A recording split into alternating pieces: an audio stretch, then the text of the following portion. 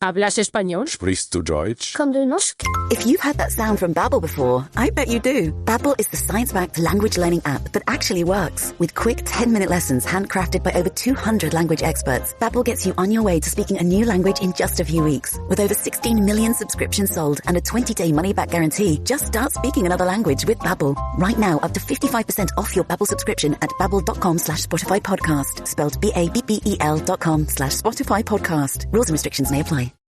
My dad works in B2B marketing. He came by my school for career day and said he was a big ROAS man. Then he told everyone how much he loved calculating his return on ad spend. My friends still laugh at me to this day. Not everyone gets B2B, but with LinkedIn, you'll be able to reach people who do. Get a $100 credit on your next ad campaign. Go to linkedin.com/campaign to claim your credit. That's linkedin.com/campaign. Terms and conditions apply. LinkedIn, the place to be. This is a Rogue Media Network podcast.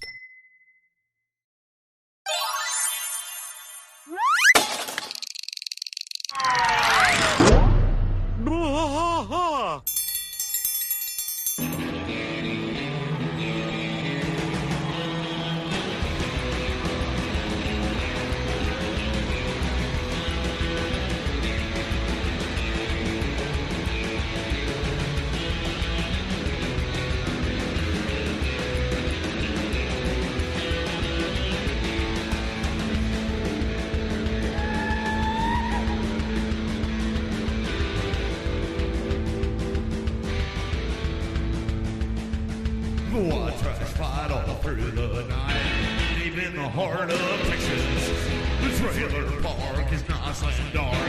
Deep in the heart of Texas, that drinks his brew and he spits his chew. Deep in the heart of Texas, the TV blares but no one cares. Deep in the heart of Texas, here we go.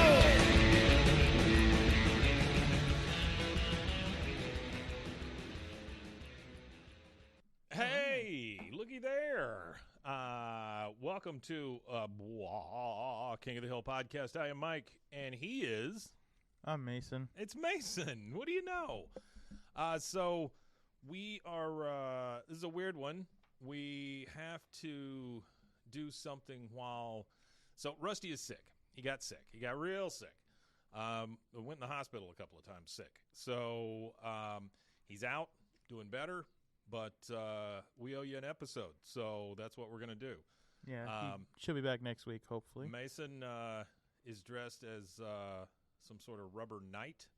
I understand it's a Batman mask, but it is not a good one. It's not a good Batman mask. Yeah, I'm sure you noticed my eyes are coming out of the mouth. Yeah. Well, you've opened up your third eye and your fourth eye. All right, so here's what we decided to do. Rusty and I left it on kind of a cliffhanger between the end of season 6 and the start of season 7. And I didn't want to go on and do that without him because, it's his show too. So, plus we're thinking about you, buddy, if you're watching this. So I let Mason pick one out from the last few seasons, and he picked out season 5, episode 2, The Buck Stops Here. Now, this is an all new experience, I guess, because one, I already had my notes. They were already done because this is a show that we've already done.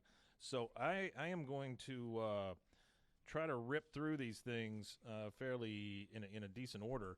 But Mason and I will do the same thing that Rusty and I do and try to do it well. So let's see what we got here.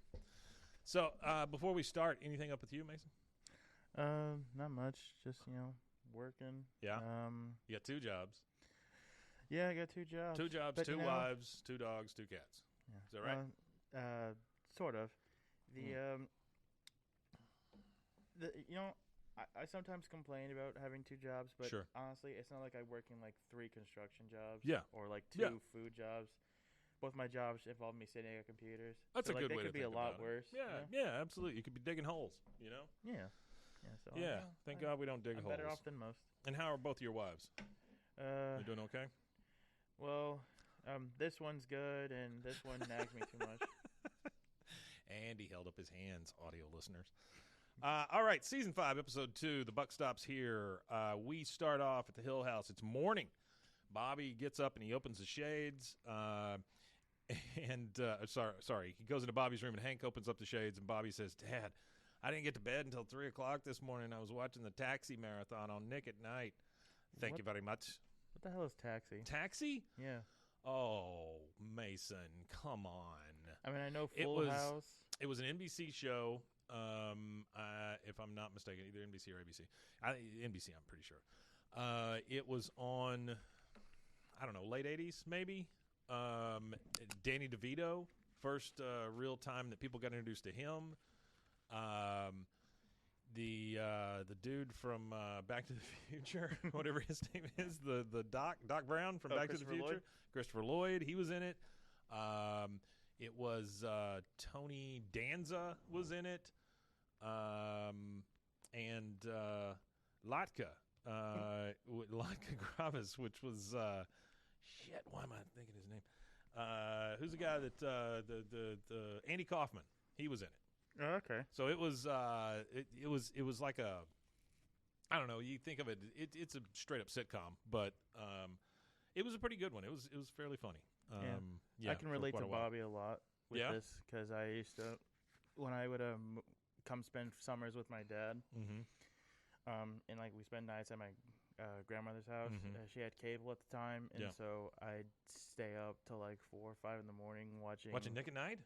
Either Nick at Night or Disney Channel, because that's when they'd air like old reruns of old cartoons, or just stuff that they was on the prime time. So if at Nick at Night, I get to watch George Lopez or sometimes Full House. My favorite, Lopez.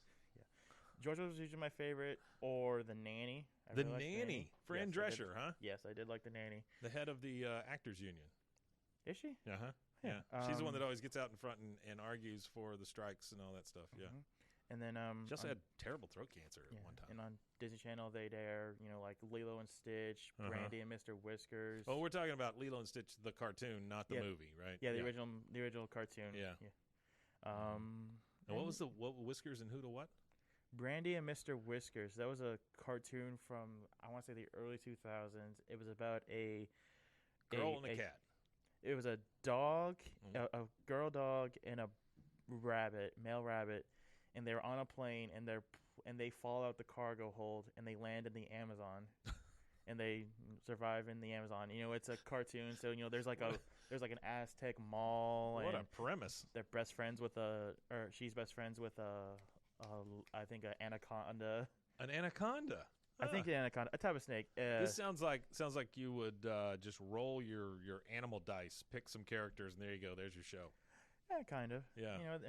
So I relate to Bobby in this moment, staying up till like 4, 3 a.m. Was there anything about like the Mayan calendar in that show? Not that I remember. They were like, today's the last day. World's going to end. Yeah. I don't even know if it even got a proper ending. I just saw the reruns at they'd air like 3, 4, 5 a.m. Because around like 5 a.m. is when they start airing their like Nick would air like their junior stuff, and Disney would air their baby stuff. Nick Jr. I remember that. Well, now it's all bluey. Everybody's all bluey in themselves. All right, so Hank says, Bobby, in this house, you don't get to sleep through your summer vacation and watch. We're probably repeats all night and like some shut-in. Here, I put together a chore list, and I made sure to alternate between light and heavy chores. He hands him the list, and Bobby says, weed pulling is not a light chore. Yeah, it is. Just purchased a new weed puller. Well, actually, I wouldn't mind trying that out first. And don't worry about the garage door. I'll paint that this weekend. I'm not giving you any chores. You're getting a job. Bobby's like, okay, though, I'm not very employable. No skills, bad attitude, 7th grade education. But we can try. He just turns back over in bed. Because Bobby's 13 at this point? Bobby is either 12 or 13, yeah. I mean, he's getting there. Different time period. What the hell kind of? I mean, we see now, but like, what the hell kind of job can a 13-year-old get? Well, I know it's the late 90s, but did you? When was the first? How old were you when you got your first job? I'll tell you this more later. I was 16. 16? 16. Yes. Okay. I think I was 14. Well, 16 or like late 15. Yeah, I think I was 14, and I was building saddles for, and it's not a horse saddle, but a saddle.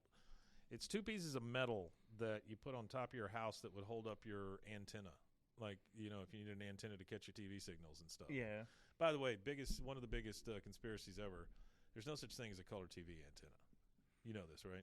Yeah, they're just It's just an picking up the antenna. signal, yeah. Yeah, it's just an antenna. They used to sell them as color TV antennas. Yeah. I mean, the only theory I believe, I think the stupidest thing Earth ever. really is flat.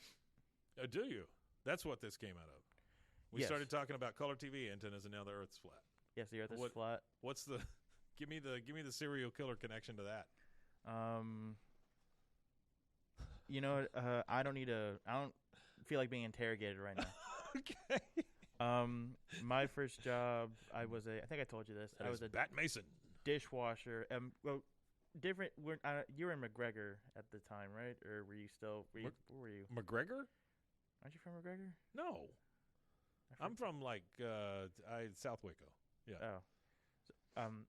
But anyway, I was in Houston at the time, so we Yeah. just my dad and my stepmom put me in a car and Uh-huh. just made me. Were they in the car at the same time?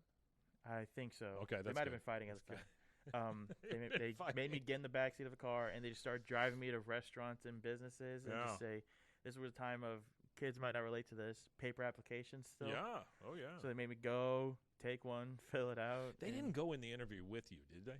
No, Because that's well, a big thing now. Like all these gin, whatever the hell they are. C or alpha. I don't care. But whatever they are, they take their parents on interviews with them. Which, what? I don't believe that actually happens as much as people think. That's probably happened once. No. And someone posted it on TikTok. No, read a story the other day. It says it's happening to like 15-20% of the interviewees. Yeah. So, But no, but they it was just made written me by a go redditor. in. So no, it wasn't. They just made me go in and grab them, and then Yeah. I Oh went to yeah, man! You would spend hours just filling those things out, and it's the same info over and over and It over. was boring as shit. Usually the same application for the most part. Like they all kind of look the same. Yeah, they all got from the same company. Yeah, pretty much. Yep. All right, so now we go over to the gym at TLMS. It shouldn't have taken me that long. Min walks up and says, "Hello, Peggy Hill." She says, "Well, Min, I'm surprised to see you here. By the way, there's a blood drive going on here. That's why we're in the gym." She goes, "I've been donating blood for a long time. I'm what they call a universal donor. Type O. I can give blood to anyone. My blood that important." She goes, "Well, I am AB negative, the rarest blood of all, liquid gold." Do I mean, you Peggy think- always has to be better. Do we think Peggy actually is AB, or is she just making this up? I think Peggy does not know what blood type she is. Do you know what blood type you are? Yeah, I am O positive. Really? Yep. I have zero idea. Have you What ever given blood blood type I am. before? Yeah. Or- Yeah. They usually tell you. I don't pay attention.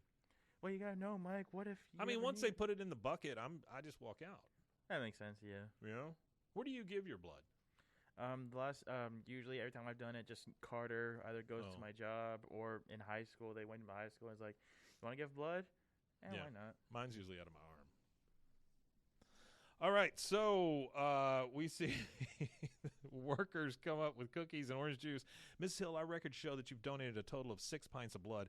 I want you to know that when you've reached 8 pints, Peggy says, or 1 gallon. No, she yells one. Everyone needs to know. Or 1 gallon. She says, yes, or 1 gallon. We will give you a complimentary coffee mug. She goes, oh, a mug? It would say that I gave blood, right? She goes, yes. And Miss Susan Newsophone, you're only 1 pint away from the mug. And Min says, hear that, Peggy? Next time I'll be drinking orange juice from a coffee mug while you still drinking it from that itty-bitty Peggy Hill paper cup. She crushes and drops the cup. And then, by the way, there's a poster in the back that says every drop counts. And Peggy is pissed. Like, now the competition is on, right? And it's who can give the most freaking blood for a coffee mug. It's insane. It's like one of those things where you do a good deed, but for selfish reasons. Oh, yeah. So Oh, like she this- doesn't do anything she doesn't do anything magnanimously. It's always about selfishness. All right, so now we're at Strickland. Buck drives up. Hank is with a customer, and Buck says, "Stealing company gas, Hank?" He goes, "Oh, good one. Mr. Strickland, I was wondering if it'd be okay to put Bobby to work for the summer as a tank wipe." Boy, I hate that job title. Tank wipe. That's just the stupidest thing ever. I don't know. All they do is wipe down tanks. I mean, I've asked Rusty the same thing. They probably have them also, probably clean the bathrooms and scrap all the stuff no one else wants to do. Tank wipe, butt wipe. Most likely. Sure. He said, no. And you know what? Probably also wash Buck's car. Yeah, I would imagine wash Buck's car, probably wash the gas trucks, all of that kind of stuff. Just the general run-of-the-mill do-it-all kid or whatever. No, it's too late. I promised that last tank wipe job to Ms. Liz, brother's stepson's kid. Ms. Liz, her brother, her stepson's kid. Yeah. Her brother's stepson's kid. Uh-huh. But I tell you what, if Bobby works half as hard as you, I'll pull a few strings, grease a few palms, get him a job as a caddy at the golf club. He goes, whoa, that would be great, sir. You know, I love golf. Maybe, you know, I don't know, sometime. I mean, I know you love golf, too. And I thought, no, Hank, you're too old to be a caddy. Get back to work. And he just drives off. He does not get the point at all. Oh, poor Hank. Peggy pulls up. She sees men next door hanging laundry. Well, hey, men, just thought I'd let you know that I've donated another pint of blood, 7 pints apiece, men, but not for long. I'm on a donating streak. And she just kind of drives off. Men just grunts because, you know, both of them are very highly competitive when it comes to any of this stuff. I forget. When you Plus, I don't think they like each other, honestly. No. I mean, they're like more rivals. They are friends, but they're rivals. Very much so. How much is a... I'm horrible with the metric system. How many ounces are in a pint again? 742. I have no idea. I think it's... Cool. I know it's 8 cups in a quart and 5 quarts in a gallon pint. No, it's 4 quarts in a gallon. Isn't it? I don't know. The U.S. education system failed me. Well, here's the thing. This is another one of those things that I've been told numerous times in my life, but I just can't seem to care, you know? Yeah. Let's see. Pints in a quart. Okay, there's 2 pints in a quart. Everybody out there is yelling at us at this point. Yeah. 2 pints in a quart, so that means 2 quarts in 8 cups. Why would it break it up this way? 4 cups would be a quarter gallon. So what is that? 16 cups a gallon. 16 cups in a gallon. Yeah. Okay. There we go. 16 cups in a gallon, and I was trying to remember how much blood they usually take. When I think a couple ounces or something. I think they take a pint at a time. They do take a pint. Yeah, I think they take a pint. Oh, okay, yeah, never mind. That I'm pretty sure about. 16 pints in a gallon, and number 1 in your heart. Peggy pulls over into her driveway, and she almost passes out. She grabs an orange and just starts gnawing on it like an animal. I mean, she's... Now we're at the Everwood Country Club. We hear another caddy saying the trick to being picked by a golfer is to make sure you make eye contact. Look alert. They like that. If you don't get picked, you end up sitting on your butt all day. Bobby's like, oh, thanks for the tip. And, that's music to Bobby's ears because he just wants to sit on his butt all day. Mm-hmm. They all sit up straight. Bobby slouches. A golfer comes by, and he picks out the other 2. Bobby stays there. Later, we see Bobby asleep on the bench where he was waiting to get picked by a golfer. We hear a car horn come up. Buck gets out in his golf clothes. He starts tipping everybody. The valets are all like, oh, hey, Mr. Strickland, nice to see you, sir. I mean, everybody's coming up to him because he gives out money. Mm-hmm. Hey, go, Bradley. Hey, you, bring me a martini on the first tee. 2 olives. Hey, Bobby, how they treating you? He says, oh, that's good, sir. He goes, well, now you can tell him Buck Strickland treats you better. And he gives him $5. I mean, Bobby has been sitting there on his ass all day, not doing anything, and he gets $5. So he's pretty freaking happy. I respect the work ethic. No shit, right? Later, we see Bobby still sitting on that bench. He's eating an ice cream cone. The other caddy says, hey, after work, we're going to hang out and wash some golf carts, and we're going to ride some blocks of ice down a hill. Bobby says, well, I'm not really interested in washing carts, but you give me a shout when you're ready to do that ice riding thing. And then he just shakes up his chocolate milk. Mm-hmm. Later, we see 2 caddies pushing blocks of ice up a hill. They're like, okay, you want to go first? You want to go first? And all that. I'm going to give these guys credit. They're really nice to a guy who didn't do any work all day. Very much so. But think about it. As long as you get along with the guy, it's fine because he's not taking work away from you. Yeah. You're making money. So I'm sure all these kids are worried about is getting the tips. Did you ever, caddy? Did you ever do it or no? I never caddied. Do you play golf at all? Or? I played golf maybe 3 times in my life. Did not enjoy it. I don't. Number one, it's outside, so screw that.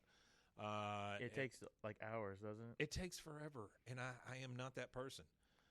Even when I played video games and stuff like that, like sports games and things, those were the only one I would play because they were over quickly. Like you could sit there for 30 minutes and you're done. I cannot. Like Final Fantasy stuff like that. That gives me the creepy crawlies. I just couldn't even sit there that long. There's no way.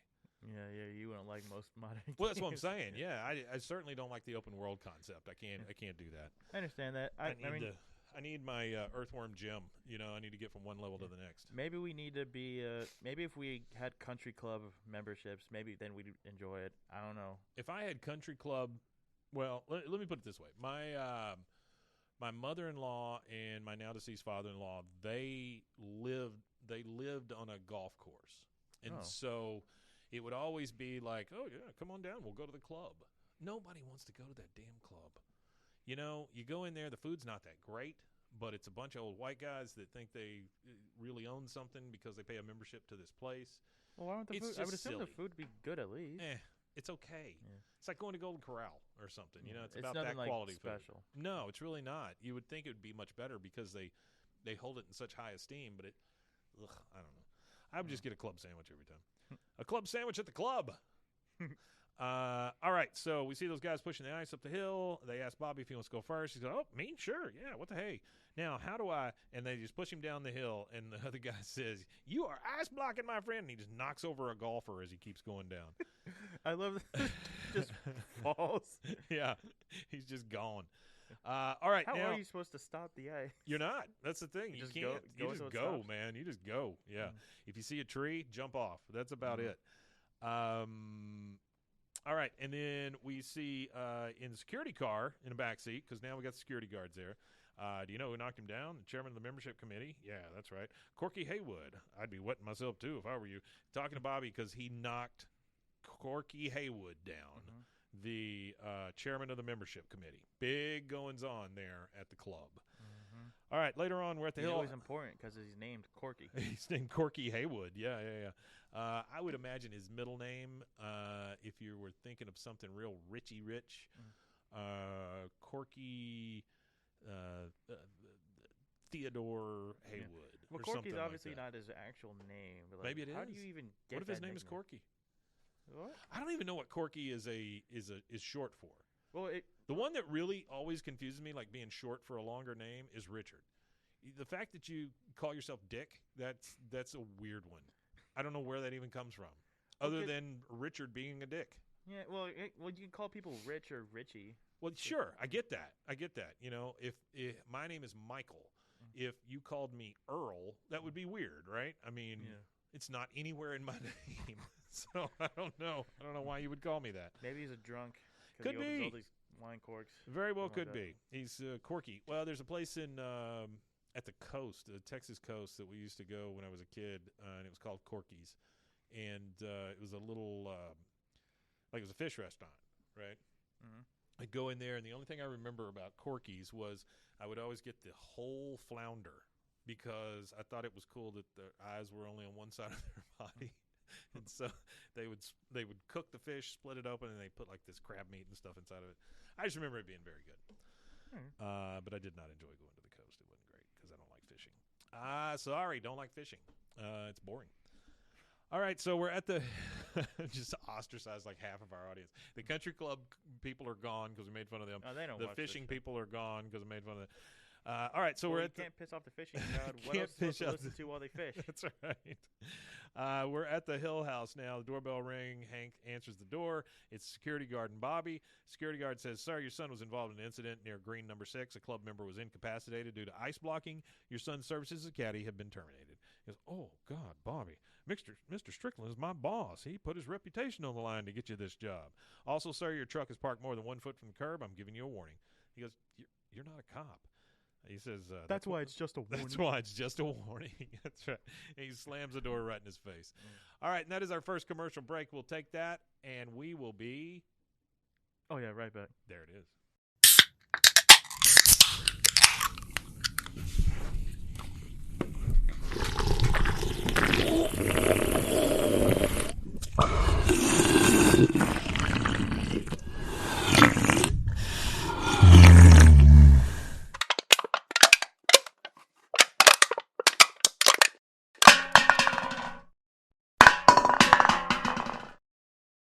We're back. Look, Peacemaker came in the door. Now it's Peacemaker. I will say, though, like I told Mason during the break, that is a lot easier mask to deal with. Sometimes I wear these masks when we do Bros, Foes, and Heroes, a comic book show that we do. And that one is probably my favorite because it's the least restrictive on me. I'm wearing my glasses. You have to, because it won't deliberately fit over. looking ridiculous. Yeah, I think what I'll end up doing is probably taking a lot of these masks and putting little slits right on the side of them just so I can shove my glasses right through them. The one I really enjoy is the Batman one because it's way too small for my head. But once you put it on, you can put the glasses over it and you're good. I like how whenever you have that on, you have to look at me like this. You have to turn your head all sideways and look out the holes and stuff. All right, so we come back from our commercial break. We see Mr. Strickland walking up to the house, and we hear Hank saying, "Corky Raywood may have deep thigh bruise, but the real victim here is Mr. Strickland. You owe that man an apology. I'll wait out here." So he's taking Bobby up to Mr. Strickland's house. I mean, Bobby's got to say lucky because just a thigh bruise from getting hit with ice. I mean, well, he was ice blocked. Yeah, whatever that is. Ring the doorbell. He makes Bobby go alone. He goes, "I'm real sorry, sir. I don't know if you've ever ridden a block of ice before." By the way, Mr. Strickland's in his bathrobe, and you can see his heart surgery scar again. He goes, "Well, I married Miss Liz, didn't I? Now, you don't worry, Bobby. I'll take care of this." He goes, "But that security guy said I was fired." "And that security guy is fired." He goes, "No, please. Too late. He's fired. Sorry, Bobby."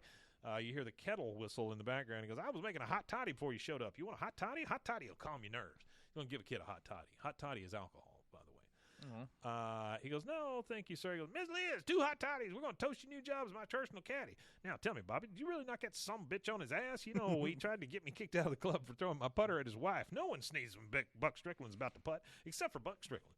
Yeah, I'm not going to lie. When he first said that, I assumed he just, slept with a guy's wife. And then I realized, he legit threw a whole golf club at a woman. Put that son of a bitch on his ass. All right, later on, both come out. Hank is waiting still. They're both just laughing and cutting it up. And he goes, "I'm going to make it my personal caddy." He's talking to Hank. He goes, "Well, gee, thank you for doing this for me, sir." He goes, "Not doing it for you. I'm doing it for Bobby. He reminds me of my boy." He goes, "I didn't know you had a son." "Yeah, lives in a different town, different woman, name's Ray, something like that. After 16 years, I'm too embarrassed to ask." God almighty. All right, so they go in. Now we're at we're back at the golf range, and we hear Bobby saying, 18 holes. Ugh, I've never walked that far in my life. And then he's with Buck, and he goes, "Well, you're not going to start now. Toss those clubs in the cart, take the driver's seat. You hungry, Bobby?" He goes, "Yes, sir, I am." So they're both in the golf cart. He goes, "Well, how's a couple of hot dogs with everything on them?" Yeah, he says, "Oh, fantastic." And they drive off. Next, we're at the next hole.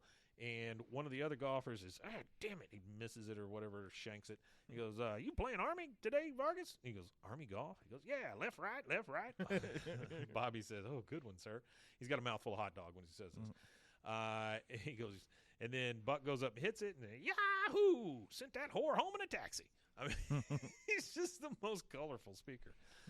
All right, now we're in the alley with all 4 guys. So we've got Hank, and we've got Dale, and we've got Bill and Boomhauer. And this is the most random interaction. I can't tell if this was we need to get these actors to say at least one thing. Yeah. But they're not involved in the episode.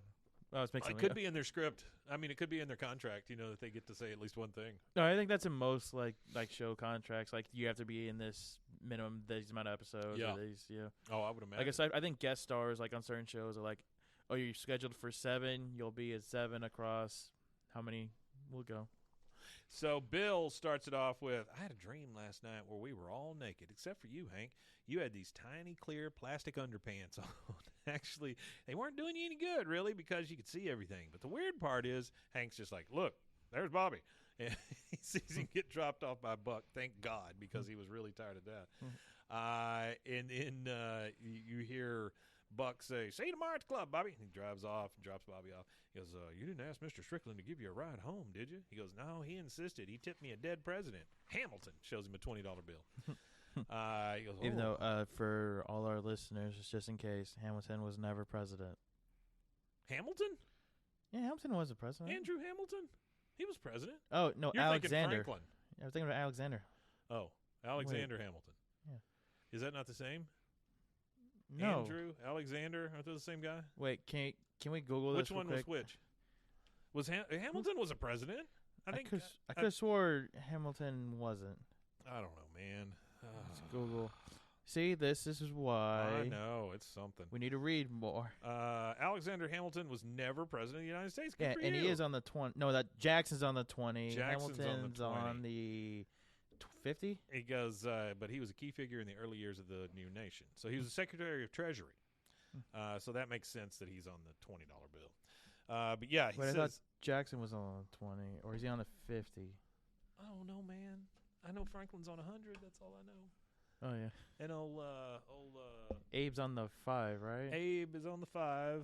Washington's on the 1. Washington on the 1s. Sorry, my wallet has On cash. the I 1s could and just pull it 5s. out. Yeah, no, I don't have any cash. All right, so he says, he tipped me a dead president, Hamilton. He shows him a $20 bill. He goes, way to go, Bobby. Mr. Strickland's not one to throw his money around. He rewards hard work with a fair salary. Bobby runs off, and then Dale, look at you, Hank. You're so jealous. When was the last time you were dropped off at home by your boss? Never. It sucks, man. Dale's such a dick. Wait, you've dropped me off once. I've dropped you off once. I am special. You are special. Yeah, I didn't give you $20, but you are special. Yeah. All right, we're at dinner with Peggy and Hank, and Bobby says, so then when Buck finally sunk his putt, he tried to do a little dance, but he's kind of too big, so he had me do it for him. Everybody loved it. Can you imagine, like, you sink something, you're excited, and you go, I can't really do that dance. Bobby, dance for me. I mean, that's how that works. Hank says, well, while Buck's out enjoying himself on the links, I'm just glad he's got someone like me at the shop to keep the trains running on time. Take today, for instance. We got a surprise call from the Propane Association. They needed to talk to Buck. Well, I handled it, told them they'd be fine, and yep, it's just kind of fires I have to put out when Buck's not around. Boy, that is a hell of a story you got there, Hank. Somebody called. They said they needed something. I said, I'll do it. And they said, okay. And that was it. That's my whole story.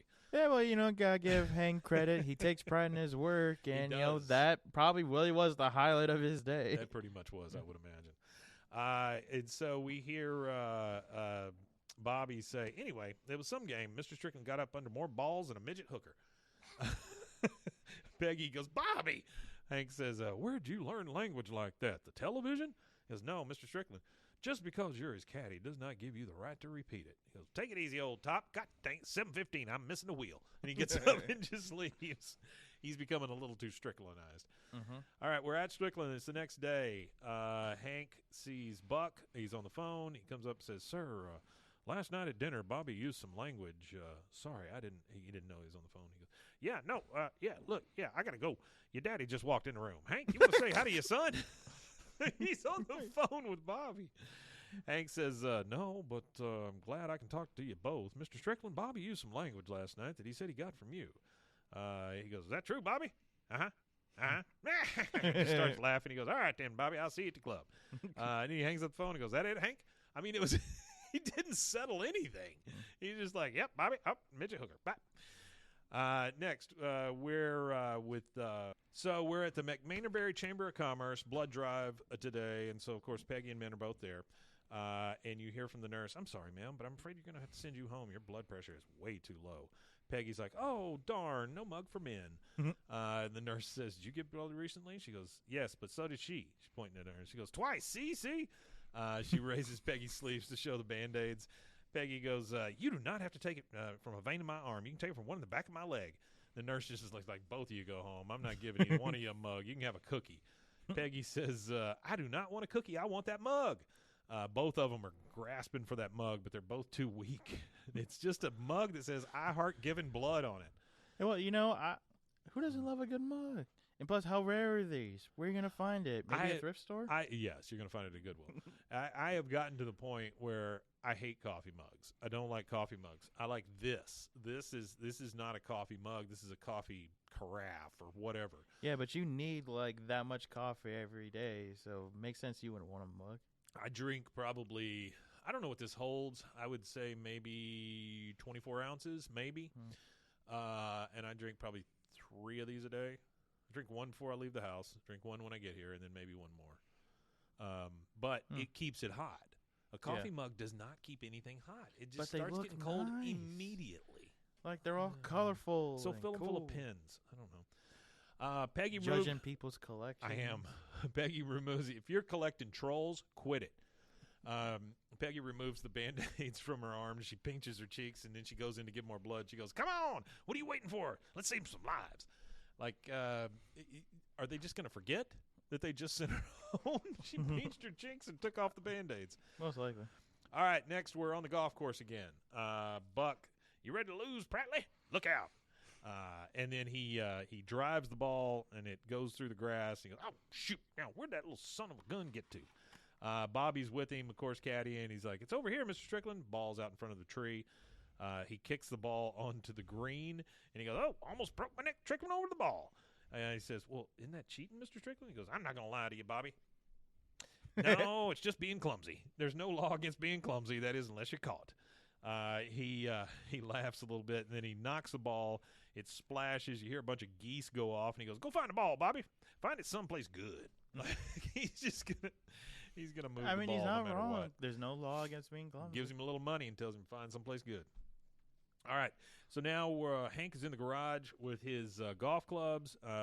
Buck drives up to drop off Bobby. Well, see you later, Bobby. Remember to soak those feet. Hank says, he's talking to Bobby as he walks up. He goes, so, Bobby, I thought that maybe we go golfing tomorrow, just the two of us. He goes, He goes, give your mother a chance to recuperate. Walks in the house. Peggy's passed out on the couch. She's just like, the whole time. Bobby says, I can't, Dad. Buck asked me to caddy for him this weekend. We're teeing off at 9 a.m. tomorrow. He said, isn't that Mr. Strickland's watch? He's talking about the one on his arm. He goes, my watch now. He gave it to me as a gift. He goes, Buck Strickland does not give gifts. I've worked for that man over 15 years. He's never given me anything. And then Peggy from the couch, it's true, Bobby, never has. He goes, Mr. Strickland probably just lent it to you. He goes, no, he gave it to me for helping him get the best score of his life. He goes, what did he shoot? He goes, a 65. He goes, what? Well, that's a course record. He goes, yeah, he was having some trouble, but I bailed him out with my trusty hand wedge. And Hank says, Bobby, you cheated. He goes, there was money on the game. Besides, Lane Prattley's a horse's ass. Hank grabs Bobby by the wrist. He goes, you're giving that watch back. He goes, no, I'm not. Mr. Strickland gave me that watch, and it's Mr. Strickland who gives me my money. He asked me to jump. I say, how high? He asked me to cheat, and we're on the green in two. Hank says, well, there is no getting around the rules in this house. If you like cheating and lying so much, why don't you go to Buck's house? He goes, all right, maybe I will. Fine, I'll drive you. All of a sudden, we got this standoff now between the two of them. Peggy. I will say this. I'm surprised. The one thing I'm surprised Hank isn't a little proud of is that Bobby's willing to get up at 9 a.m. and go to work. Yeah, it's true. That has kind of gone out the window because of the cheating thing. Plus, he's kind of stealing Buck away from him. You hear, he goes, fine, I'll drive you. Peggy says, Hank, what are you doing? He goes, I know what I'm doing. He goes, well, it sounded like you knew what you were doing, but I'm still too lightheaded to really fully comprehend your plan. He goes, Buck's no babysitter. He'll turn Bobby away the minute he sets foot on his doorstep. She says, all right, I can't handle 1,000 details, Hank. Just give me the broad strokes. And that is our second commercial. We'll take that, and we will be right back.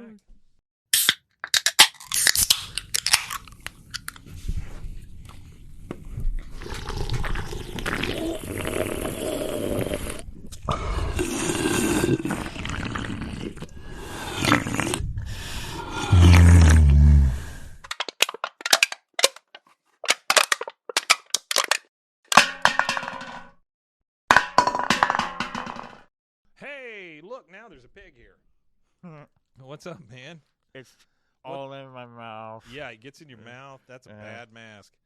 He's got a pig mask on. I went and blew my nose and got some more coffee and found one single solitary Reese's peanut butter cup that's left from Halloween. I am going to enjoy that now. Halloween. I mean, Buck Strickland would have shared, I guess. But It's one of those little ones, man. I'm not sharing that. I mean, do you really need it? Nope. It's already in Fine, my mouth be now, like though. that. So, fuck off. No, I'm just kidding. Pretty rough for a Halloween. Hey, did I tell you my Halloween story, by the way? No.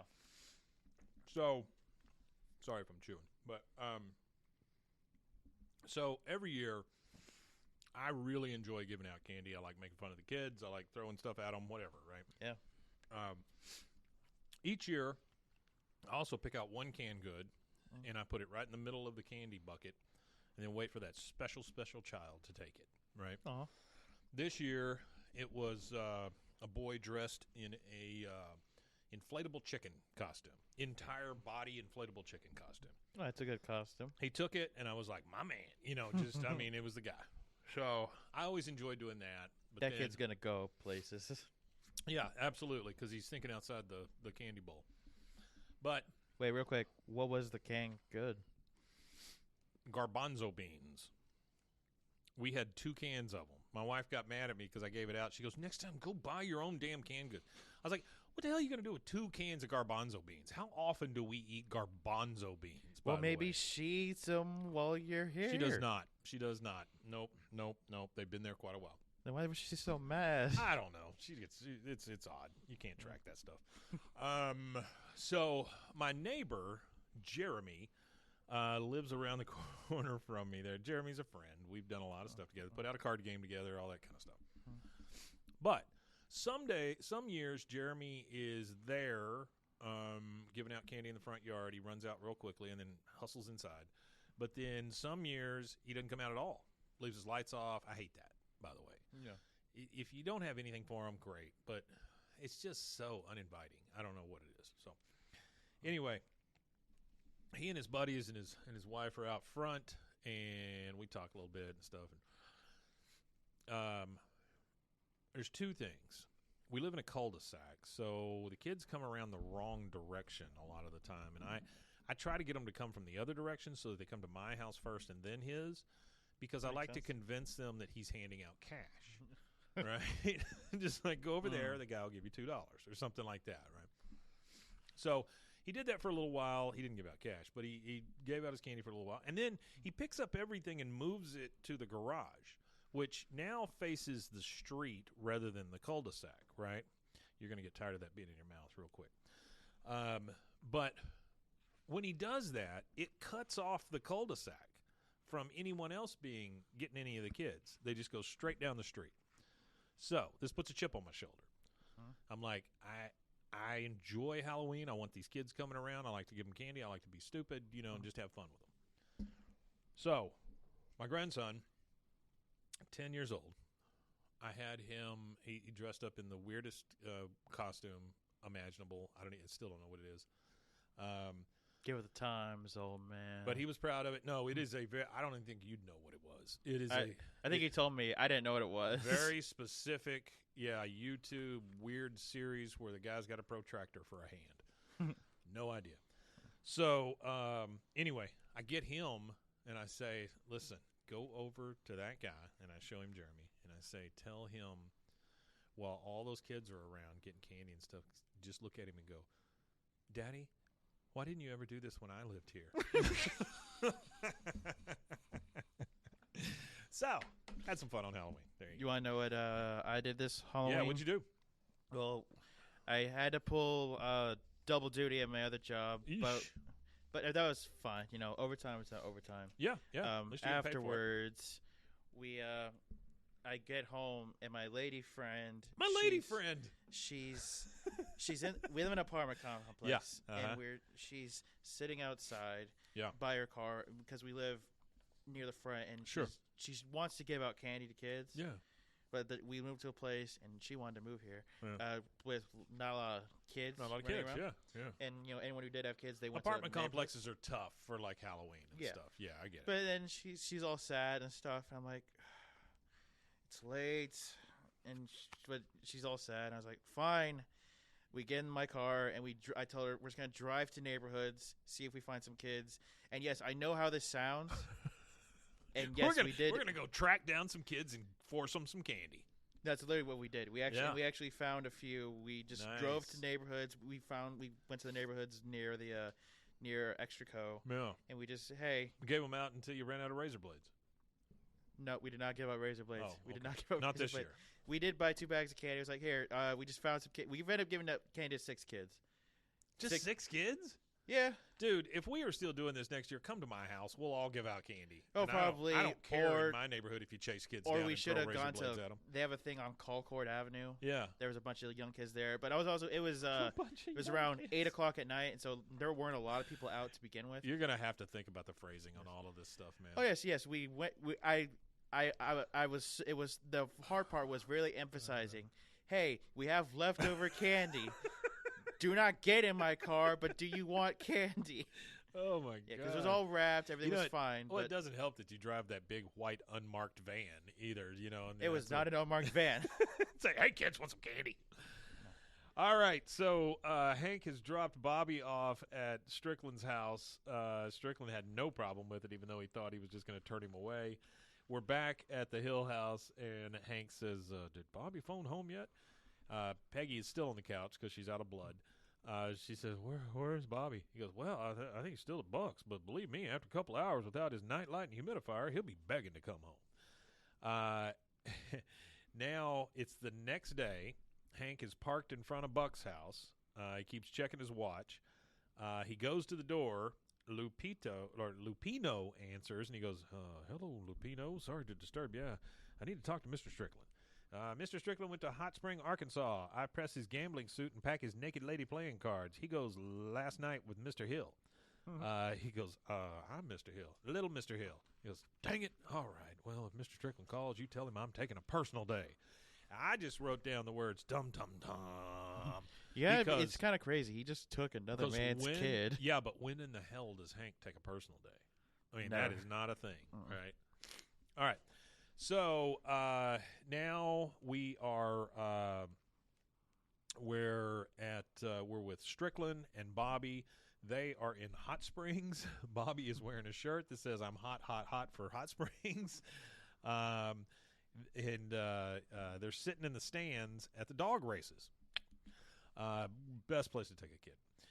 You ever been to a dog races, Bobby? He goes, not one as organized as this. Do they still let the monkeys ride the dogs around the track? Not since the 40s. Nothing like seeing a monkey whip a dog down the backstretch. They're sitting in the stands, and he goes, Bobby, you're going to be my wallet caddy. He said, now don't lose it. Hands him his wallet. He goes, I got all my betting money in there. He goes, all right. He goes, okay, now, I just put our money on Wonder Dog. Bobby says, I like that name. He goes, yeah, I saw Wonder Dog dump a load before the race. Means he'd run light. Is there an accuracy to that?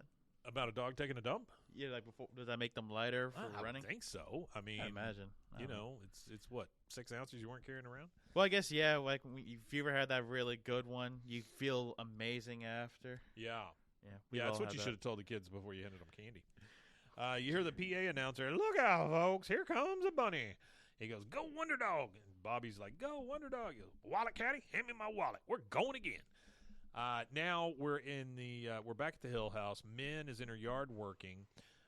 You hear Peggy very weakly over the fence say, hey, Min, down here, Min. She's down at the bottom.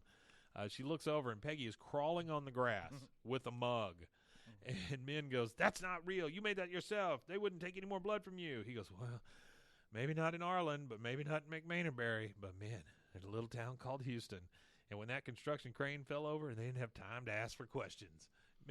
I'm going to be honest. You have to draw a lot of disbelief for this part. Oh. Because remember, we decided it's in Arlen's in the Central Texas area. Yeah. So she drove all the way to Houston. She drove minimum 2-3 hours to Houston, which is already lethargic, gave blood, and she can barely stand up. Drove the 3 hours back in a day. Yeah, well, that's how bad she wants it, man. She was watching for that crane to go down. Min says, you're lying. He goes, I would not be down here gloating if I were. I think I'll go inside and brew some coffee. Min just kind of muttering. Hey, you gotta give Peggy props for winning. Peggy's just laying there still, even though she says she's going to go in and do coffee. And she goes, yep, that's going to taste sweet. I mean, she's still on the ground. All right, Bobby and Buck are in a hot tub. So that's good. Take a kid in a hot tub. Buck says, now, you see, your daddy wouldn't know how to have a good time like this. He goes, no, sir, he would not. The towel man comes in. Buck says, hey, old timer, you know where Rooster's crap game is tonight? The guy says, Rooster's crap game is between 4th and 5th Street. Go around back, knock twice, and he'll slip $20 under the door. He goes, you ever see someone fish for 40, Bobby? He goes, no. Watch this. And he throws money in the tub, and the guy goes in after it. And Buck says, look at him go. He makes in a year what I make in a week. So this is the moment where Bobby realizes, shit, I'm with the wrong guy. This sucks. Yeah. So I'm not gonna lie. I would also dive in for the money. I would too. And Yeah. Hank and Buck knows that. That's the thing. That's what makes it so shitty. He knows that. All right, so Hank is on his way. He gets pulled over by a cop. The cop says, "Thanks for letting me know my taillight was out." He goes, "Well, I'd want you to do the same for me, officer. Say, can you tell me how much further it is to Hot Springs?" He goes, "Oh, about another hour and a half." "All right, drive carefully now." And he's talking to the cop, and the cop goes, "Okay, I will." Like, drive carefully to the cop. All right, cab pulls into the alley. Buck and Bobby get out, and they go to a craps game. You hear alarms in the back. This is very sketchy. Cats screeching. There's some low-level jazz playing. He knocks. He puts money under the door. You hear the bouncer say, "Kid can't come in." He goes, "It's all right. He's my son." He goes, "I don't care whose son he is. Can't come in." He goes, "All right, Bobby, you're going to have to stay out here. I'm going to take half my betting money. You hold on to the rest." He hands him money and his pills. And he goes, "Here, hold on to my heart pills. If I'm losing my shirt in there, I'm going to fake a heart attack." Now, that's your cue to come in waving these pills, screaming, "My dad is having a heart attack." You got that? Now, who's my wallet, Callie? He goes, "I am." He goes, "There we go." No, he's all panicked when he says it. "I am." And then he just leaves him in the frickin' alley. I mean, Bobby's looking around. There's rats on the dumpster and all that. Oh, my God. And you know the worst part? Yeah. This happened in, like, 2020. Yeah. At least Bobby could, like, be on his phone. That's true. If He had no one, phone. But That's right. he has nothing. No. Sit there. Nothing there. All right, so there is a couple making out by the dumpster. Bobby looks over there. The guy's like, "What are you looking at?" He goes, "Oh, nothing." Come on, baby, forget about him. And then the guy, I think one of them throws up or something. It's a rough place to be. Yeah. Hank is on the dark road. He keeps going. He sees a sign that says, "Welcome to Hot Springs, home of Bill Clinton." He locks his doors and speeds up. And then the guy in the alley says, "You're lucky my woman doesn't want me to fight, you little freaker. I'd mess you up." Buck finally comes out. Bobby's scared to death at this point. Buck comes out and he goes, "I am hot, Bobby. I just hit 5 3 times in a row. Do you think I should press 5? He goes, "I don't know." And then the girl vomits. There you go. He goes, "Mr. Strickland, how much longer do you?" "Screw it. I'm going to press the 5. Luck is with me tonight, Bobby, on a gravy train with biscuit wheels." And he goes back Always in. stop when you're ahead. The guy that's with the girl that just threw up, he goes, "You all emptied out, Carla?" She goes, "Yeah." And then they start kissing again. Oh, gross. It's so well. Later in the alley, Bobby is sitting on the step. There's a couple of goons that come out of the door, and they go, "Okay, kid, hand over the money." He goes, "My daddy's having a heart attack." He goes, "Your daddy already tried, Dad. We're not buying it. Now give us the money and the watch." "But the watch is mine." "Your daddy said you'd give us the money and the watch. Now come on, kid, the watch." He goes, "The watch is mine." He runs off. Back inside, you got gangsters holding Buck down. And Buck says, "You get what you needed, Rooster? That boy gave you the money and the watch?" He goes, "The boy gave us the money and took off with the watch." He goes, "What? God dang it, Bobby. I think I'm having an infarction." He goes, "Look through his pockets and take his shoes." I mean, you're in rough shape when somebody takes your shoes. I think I told this story when we did this, but went to Nashville one time with a buddy of mine. I went back to the room because I was tired as hell because I've been driving all day. And he stayed at the club. He had to walk back to the thing. He walked through a train yard. A few unhoused people rolled him and took his shoes. Aw. Yep, that happened. All right, so Bobby is being chased by the goon, chased through a fence into a lot and all that stuff. And he's like, "It's my watch." And then finally Hank pulls up with a club in his hand, and he says, "Back off, I'm the boy's father." The goon says, "I thought the old guy was his father." He goes, "No, this one's my dad. This one right here, the one with the golf club." He cracks his knuckles and then backs off. He goes, "Here," and he gives the goon the watch. He says, "Take the watch. I don't want it anymore." Hank says, "The quicker we're out of Hot Springs, the better." Bobby nods and like crazy, and they start getting out of there. Buck stumbles into the alley. "Keep your distance. I just need some air. You heard me. I'm having a god dang heart attack." Buck's real lucky right here. Yeah. Hank, he runs into Hank's truck and goes, "Mr. Strickland, get in." And the goons are like, "Get him." Hank takes off in the truck. He lets them catch up a little bit. He goes, "What are you waiting for, Hank? Go. Yeah, come on. Get me some bitches." I mean, goddamn. Just stop, Buck. They punch Buck, take off again, and he goes, "Yeah, that's right, you backwater hicks. You missed Buck again. Woohoo!" And so Hank literally let him get punched. Yeah. And then he took off. Later, they're driving down the highway. Bobby looks at Hank and he says, so I guess I'm going to be punished. He goes, you're darn right. He goes, first of all, you will not be caddying for Mr. Strickland anymore. Second of all, you're grounded for the rest of the summer. He looks at Hank and he just kind of smiles and goes, thanks, Dad. And then we see Buck in the bed, freezing with the golf balls, hitting him, and Hank's clubs hitting him. And that's it. We get the credits. And then after the credits, we hear, Ms. Liz, 2 hot toddies. And that is it. That is it. We did an episode. Rusty, you should be so proud of us. We did it. Yeah. So that was season 5, episode 2. The buck stops here. Again, special episode because Rusty's out. We're thinking about him. As far as I know, he should be back next week, and we'll do our stuff like normal. If you want to reach out to us, please do. We are BWAAKOTH@gmail.com. You can also go to BWAAKOTH.com, and it'll take you right to our page. If you have the inkling, please check out our Patreon. There's a $3 a month thing there. It really helps to kind of keep these lights on, which are very bright. I guess that's pretty much it. You got anything to add there, Mr. Mason? Which I'm trying to say it. Fuck it. Wimatanye. Wimatanye, indeed. We'll see you next time.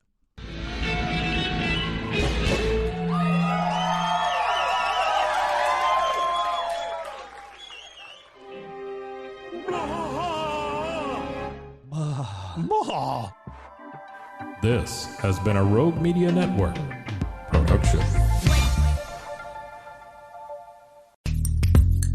Are you a podcaster? Let's talk podcast hosting. Are you tired of your current podcast host? Need real support in a community that gets it? At Rogue Media Network, we offer top-tier podcast hosting services to help you thrive. From hosting and distribution to dedicated support, we've got you covered. Starting as low as $25 a month. Join our community of passionate podcasters today. Contact us at hello@roguemedianetwork.com.